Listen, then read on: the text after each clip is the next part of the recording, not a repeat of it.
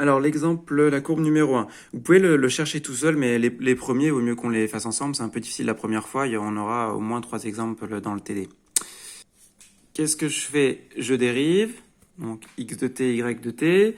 Je me rends compte qu'en moins 1, j'ai bien un point stationnaire. Je sais pas forcément, on fait pas que des études de points stationnaires, mais la plupart des temps, ils sont stationnaires. Et donc, qu'est-ce que je fais? Le plus simple, c'est de faire un DL. Donc, en posant, on fait toujours des DL en 0. Donc, en posant t égale moins 1 plus h, c'est h qui tend vers 0. Et je fais le DL x de t, x de moins 1 plus h, je remplace. Je trouve moins 1 plus h2. Alors ici, en fait, comme c'est un polynôme, x, c'est même pas vraiment un DL. Vous pouvez rajouter le petit o si vous voulez, mais là, c'est une forme exacte. Je peux rajouter petit o éventuellement. Et pour y, eh bien, je vais me retrouver avec ici le DL de moins 1 sur moins 1 plus h au carré, ou encore 1 sur, vous pouvez multiplier par moins 1 moins h au carré. Alors là, j'ai décidé cette fois-ci de prendre 1 moins h puissance moins 2, mais c'est pas forcément le mieux. On peut aussi faire 1 sur 1 moins h, et après le mettre au carré. Donc vous trouvez votre DL de y. Qu'est-ce que vous faites? Le mieux, le plus simple pour comprendre, je trouve, c'est de les remettre dans un vecteur. Donc OM de t, je mets x de t, y de t. Donc par exemple, x il commence par moins 1, y commence par moins 3, ça va être la partie constante. Et puis après, je vais avoir h carré facteur de 1 moins 3. Sauf que h carré, je trouve que c'est plus simple de comprendre, de le réécrire h égale t plus 1. Pour bien qu'on comprenne que là, c'est au voisinage de moins 1. Donc ça fait t plus 1 au carré fois 1 moins 3 plus t plus 1 au cube fois 0 moins 4 plus taux de t plus 1 au cube. Donc là, on a le p égale 2, puisque le premier vecteur dérivé non nul c'est v2. v3 n'est pas collinéaire à v2, donc q égale 3. Donc on peut savoir par cœur que c'est un rebroussement de première espèce. Je vous laisse essayer de le tracer, mais bon, sinon on le fait ensemble le premier. J'ai tracé ici, donc le point déjà, je remplace, il est ici moins 1, moins 3. J'ai le vecteur v2 qui est le vecteur tangent, et là le vecteur v3, le vecteur vq. Et donc je sais que c'est un regroupement de première espèce, je finis toujours dans la zone plus, donc comme ça. Le parcours il est comme ça. Vous pouvez essayer de faire de même pour la courbe 2. Alors, courbe 2, vous n'aurez pas de mal à montrer, à calculer les dérivés et montrer que c'est un point stationnaire. En fait, c'est même pas nécessaire de montrer que c'est un point stationnaire, parce qu'on va le retrouver après. Mais je pose t égale 1 plus h, et je fais mes petits dl.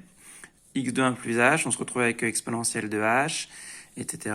Et puis y de 1 plus h. Alors évidemment, la question c'est quand est-ce qu'on s'arrête dans le DL? En général, c'est des petits DL, mais il faut que les vecteurs qu'on arrive à avoir VP et VQ. Si besoin, si on n'est pas allé assez loin, on continue le DL en fait. C'est toujours pareil. Donc quand vous le faites, alors une fois que vous avez ça, ce serait bien de vous entraîner à le faire vectoriellement tout seul. Une petite pause.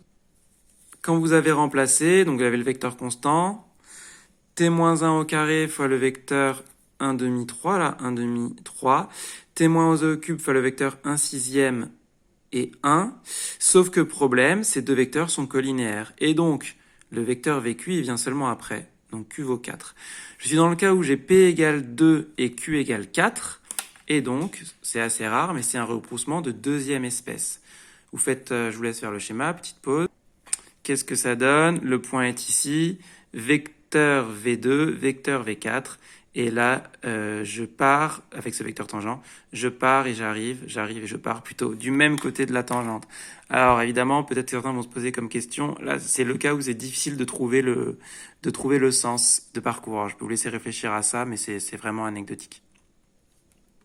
Alors, comment on décide? Eh bien, c'est juste que, vous voyez, la composante prioritaire, dominante sur VP, c'est t-1 au carré.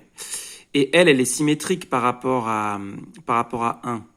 Par contre, t-1 au cube, ça va être un peu plus grand quand t est plus grand que 1, un peu plus petit quand t est plus petit que 1. Donc, quand t est plus grand, la composante sur VP va être plus grande. Ok? Donc, quand t est plus grand que 1, on va être par là, on va être avec une composante plus grande sur V2 pour un même ordre de grandeur de VQ, puisque lui, il est à l'ordre 4, donc voilà, il a moins d'influence. Ça, c'est vraiment pas le plus important. Je vous laisse faire la courbe C3, en plus elle est assez simple parce qu'on est déjà en t égale 0.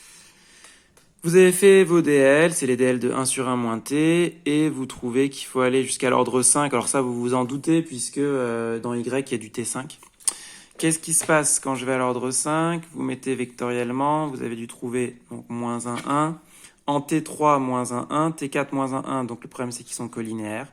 Et donc, ça c'est Q égale 5. Eh bien, on a P impair et Q impair, on a un point d'inflexion. Point d'inflexion, ça veut dire que la courbe traverse la tangente, on finit toujours dans la zone plus, donc on est parti comme ça.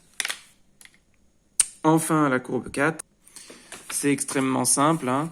On a déjà, alors déjà on vous dit l'étude du point stationnaire, quand vous calculez f' s'annule que en t égale 0, donc le point de paramètre 0, c'est-à-dire le point de coordonnées 1, 2 est les seuls points stationnaires, et puis vous remplacez 1, 2, je ne l'ai pas recopié, mais donc 1 plus T3, 2 plus T4, donc 1 demi, plus 0, plus T cube fois 1, 0, plus T4 fois 0, 1. Et donc finalement, on a un point stationnaire, on est obligé d'aller loin pour trouver le vecteur tangent, mais P impair, Q pair, on a un point ordinaire. C'est l'exemple en fait qu'on a vu tout à l'heure. Tout se passe comme si on avait un point non stationnaire.